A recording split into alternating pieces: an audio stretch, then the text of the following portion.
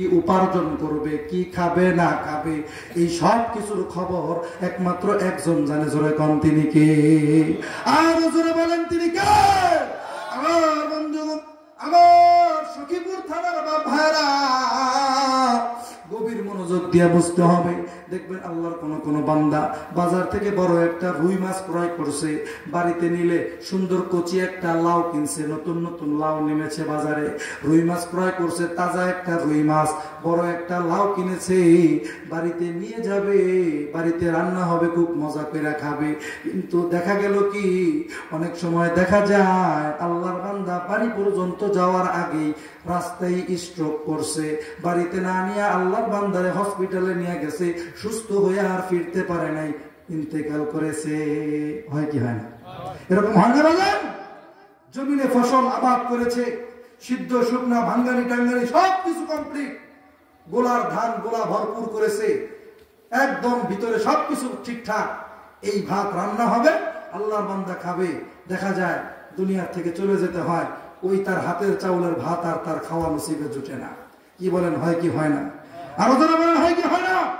আগামীকাল আমরা কোথায় যাব, কি খাবো না খাবো, নিয়োগ করছি আমার বাড়িতেই খাবো। সখীপুর গেছি একটা কাজে, একটা চাচাতো ভাই অথবা একজন বন্ধুর সাথে, ফ্রেন্ডের সাথে সাক্ষাৎ হয়ে গেছে হঠাৎ। এখন ফ্রেন্ড এমন ভাবে ধরছে, দুপুরের খাবার না খেয়ে আর আসতে দিবে না, জোর করে বাসায় নিয়ে গেছে, অথচ নিয়োগ করে গেছেন যে বাড়িতে আইসা খাওয়া দাওয়া করবেন। বাধ্য হয়ে কিন্তু ওই বন্ধুর বাসায় যায়, চাচাতো ভাই, মামাতো ভাই, ফুফাতো ভাইয়ের বাসায় যায় দুপুরের খাবারটা আপনাকে খেতে হয়। রিজিকের ফয়সালা যিনি করেন তিনি কে? আরো জোরে বলেন। নিয়োগ করেছিলাম আমি আমার বাড়িতে খাবো, কিন্তু আল্লাহ আমার রিজিক লেখা রাখছে আজকে দুপুরবেলা আমার বন্ধুর বাসায় বা আমার কোনো এক আত্মীয়র বাসায়। কথা বলেন, কথা ঠিক কিনা? বুঝতে হবে ওমা তাদরি নাফসু মাযা তাকসিবু গাদা, যে আগামীকাল আমি কি খাবো, কি করব, কি উপার্জন করব, এটা আমি বলতে পারবো না, একমাত্র এই জ্ঞান একজনের কাছে। আরেকটা বার মোহাব্বত নিয়ে বলেন না তিনি কে? এরপরে 5 নাম্বার ইলম আর জ্ঞানের বিষয় হলো, আল্লাহ পাক বলেন ওয়ামা তাদরি নাফসুম বিআইয়ি আরদিন তামুত। আল্লাহু আকবার। কবে, কখন, কোথায়, কোন অবস্থায় কার মৃত্যু হবে, এটা কে জানে? আরো জোরে বলেন। অনেক সময় দেখা যায় ঢাকা ফেরিঘাট থেকে লঞ্চ ছেড়েছে, বরিশাল যাবে। গত 2 বছর আগে, 3 বছর আগে একটা ঘটনা এরকম শুনেছিলেন যে লঞ্চটা ছেড়ে দেওয়ার পরে সেই লঞ্চের ভিতরে আগুন ধরে অধিকাংশ মানুষ ইন্তেকাল করেছিল। কি এরকম খবর শুনছেন না আপনারা?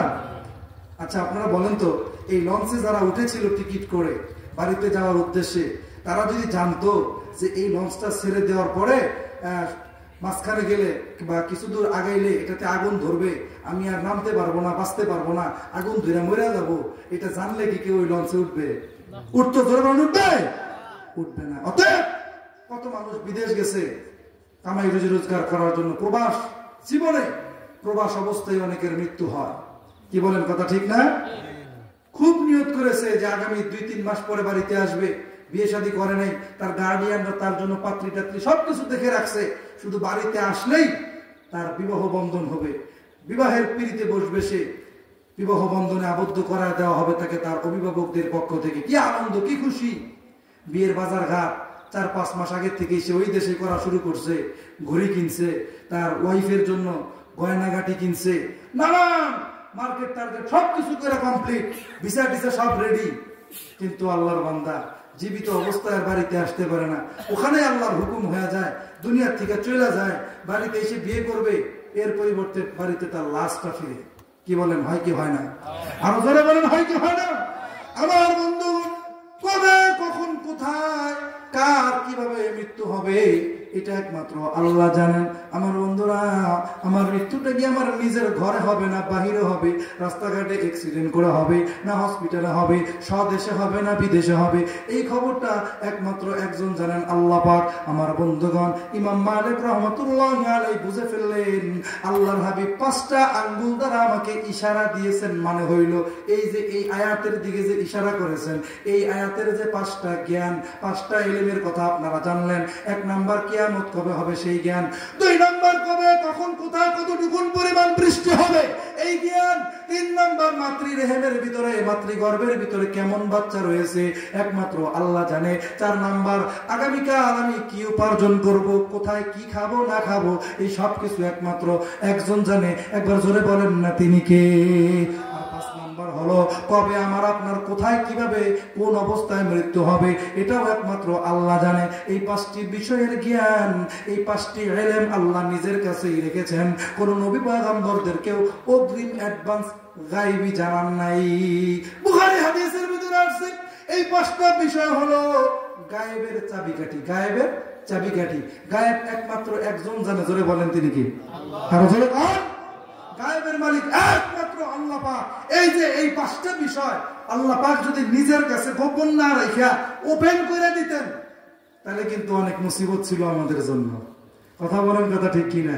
অনেক সময় ওই যে বললাম, অনেক সময় অনেক গুজব শুনেই মানুষ খুব পেরেশান হয়ে যায় যে অমুক দিন যদি কিয়ামত হয়ে যায়, এই করে সেই করে, একটা বিভ্রান্ত শুরু হয়ে যায় মানুষের ভিতরে। মানুষ যদি আগে থেকেই সব জেনে ফেলতো যে কবে কখন কোথায় কতটুকু বৃষ্টি হবে, তাহলে তো আর সে দেখা গেছে তার মন মতো জিন্দেগি করবে। কথা বলেন, কথা ঠিক না? যদি আগে থেকেই বুঝে ফেলতো যে আমার স্ত্রীর গর্ভে যে বাচ্চাটা আছে এই বাচ্চাটা বিকলাঙ্গ হবে, প্রতিবন্ধী হবে, বাচ্চাটা বদকার হবে, এই বাচ্চাটা খুব খারাপ একটা বাচ্চা হবে, মানুষ হবে, তাহলে দেখা যাইতো অনেক মানুষ ওই বাচ্চা ভূমিষ্ঠ হওয়ার আগেই স্ত্রীর গর্ভে বাচ্চা থাকা অবস্থায় ওই বাচ্চাকে মেরে ফেলার অথবা বাচ্চাটাকে ফেলে দেওয়ার চেষ্টা করতো। কথা বলেন, কথা ঠিক কিনা?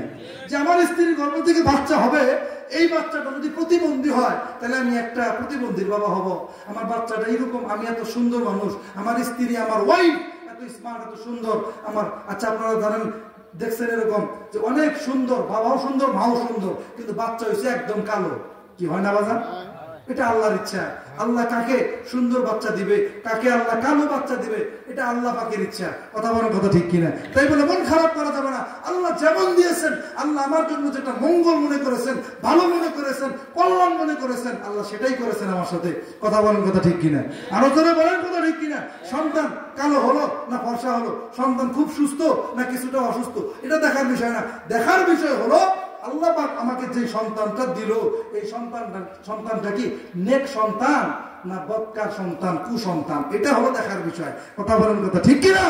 এই জন্য আল্লাহর কাছে বেশি বেশি দোয়া করতে হবে যে আল্লাহ আপনি আমাদেরকে নেক সন্তান দান করুন। যাদের সন্তান হয়েছে তারাও বেশি বেশি আল্লাহর কাছে দোয়া করব আমরা যে আল্লাহ আপনি আমাদের ছেলে মেয়ে সন্তানাদি যা দিয়েছেন আপনারই দান, আল্লাহ গো আমাদের সন্তানদেরকে আপনি নেক সন্তান বানায় দেন। আমিন বলেন, আরো জোরে বলেন আমিন। যারা সন্তানের বাবা মা এখনো হয় নাই তারাও বেশি বেশি দোয়া করবে, রব্বি হাবলি মিনাস সালিহিন।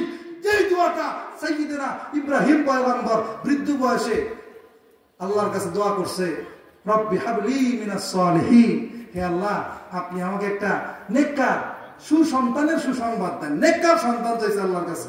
মারহাবা বলেন, আরো জোরে বলেন না মারহাবা। ফাবাশশারনাহু বিগুলামিন হালিম।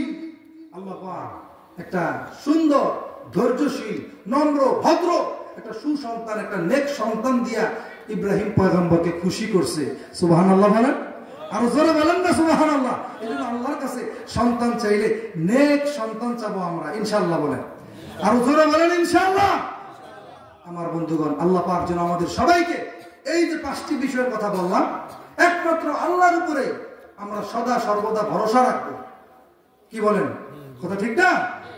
যে কিয়ামত যেদিনই হোক আল্লাহ পাক যেন আমাদের সবাইকে হেফাজতে রাখেন, ভালো রাখেন, আমাদেরকে যেন কোনো আযাব গজব দিয়ে ধ্বংস না করেন, এগুলি বেশি বেশি দোয়া করব। যখন যেখানে আল্লাহ পাক বৃষ্টি দেখ না কেন আল্লাহ যেন আমাদের জন্য রহমতের বৃষ্টি নাজিল করে, এটা দোয়া করব। আল্লাহ পাক আমাকে যেই সন্তানই দেখ না কেন সন্তানটা যেন নেক সন্তান হয়, এটা দোয়া করব। আগামীকাল আমি কি খাবো না খাবো আল্লাহ জানে, আল্লাহ গো আমি যেন সব সময় হারাম কাজ থেকে বেঁচে থাকতে পারি, হালাল রুজি যেন আমি ভক্ষণ করতে পারি। মারহাবা বলেন। আল্লাহর কাছে দোয়া করতে হবে যে আমার ভিতরে যেন এক জাররা পরিমাণ হারাম না ঢুকে যায়। হাদিসের ভিতরে আসছে যে যাদের শরীরটা হারাম খাদ্যের মাধ্যমে গঠিত হবে এই শরীর জাহান্নামের আগুনের খড়ি হবে। নাউজুবিল্লাহ বলেন, আরো জোরে বলেন না নাউজুবিল্লাহ। এই জন্য আল্লাহর কাছে দোয়া করতে হবে যে আল্লাহ আগামীকাল আগামীতে আমি কি উপার্জন করব, কি খাবো, সবকিছু তো আপনিই ফয়সালা করবেন। তবে আল্লাহ শয়তানের ধোকায় পড়ে আমি যেন কখনোই কোনো হারাম পথে পা না বাড়াই। আল্লাহ আমি যেন হালাল পথে রুজি রোজগার করতে পারি, হালাল রুজি যেন আমি ভক্ষণ করতে পারি। এই দোয়াটা আল্লাহর কাছে বেশি বেশি করতে হবে। রিজিকে বরকত চাইতে হবে আল্লাহর কাছে, যে আল্লাহ আমার জন্য যতটুকুন রিজিক উপকারী হবে, প্রয়োজনীয় হবে, ততটুকুন রিজিক আপনি আমাকে হালাল পন্থায় দান করুন।